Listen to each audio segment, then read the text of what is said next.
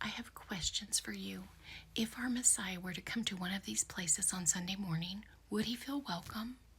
Or would he feel that they have created another version of him that is not a true representation? And if he walked up to the pulpit and started speaking the laws and instructions of his Father, would they tell him, "But you did away with all those laws"? What if he answered and said, "My teaching is not mine, but his who sent me"? And then said, "Do not think that I came to destroy the Torah or the prophets. I did not come to destroy, but to complete. For truly I say to you, till heaven and earth pass away, one jot or one tittle shall in no means pass from the Torah till all be done." Would he be rejected and considered a heretic? I think it's a legitimate question. To reject the true and lawful Messiah is to reject the Father's salvation plan. He didn't come to abolish the law. He taught and kept it, and he showed us how to keep it by expounding upon it.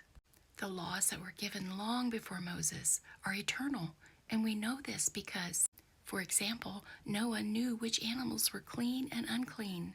He brought 2 pairs of the unclean and 7 pairs of the clean onto the ark. Before Moses, they were under the ancient priestly order of Melchizedek. Then, because of disobedience, the Levitical order was put in place, along with its sin sacrifices.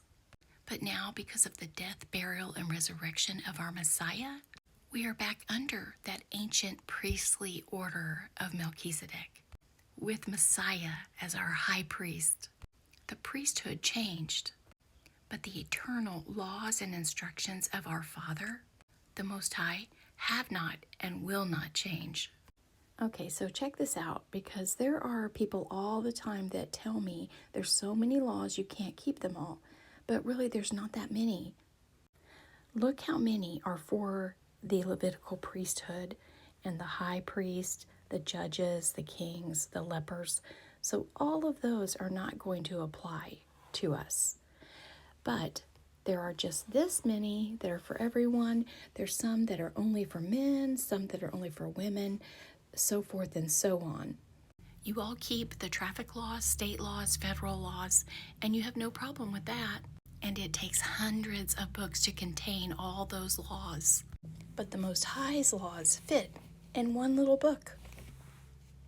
And did you know that according to prophecy in Isaiah, in the millennial reign, we will be learning the law? Chapter 2, verse 3, "And many people shall come and say, 'Come, let us go up to the mountain of the Most High, to the house of the Elohim of Jacob, and let him teach us his ways, and let us walk in his paths. For out of Zion comes forth the Torah,'" which means law and instructions, "and the word of the Most High from Jerusalem." Please make sure you are not following a false version of our Messiah, that you are following the true Messiah. John chapter 5, verse 41, "I have come in my Father's name, and you do not receive me. If another comes in his own name, him you would receive." I implore you to re-examine your stance concerning the laws and instructions of the Most High.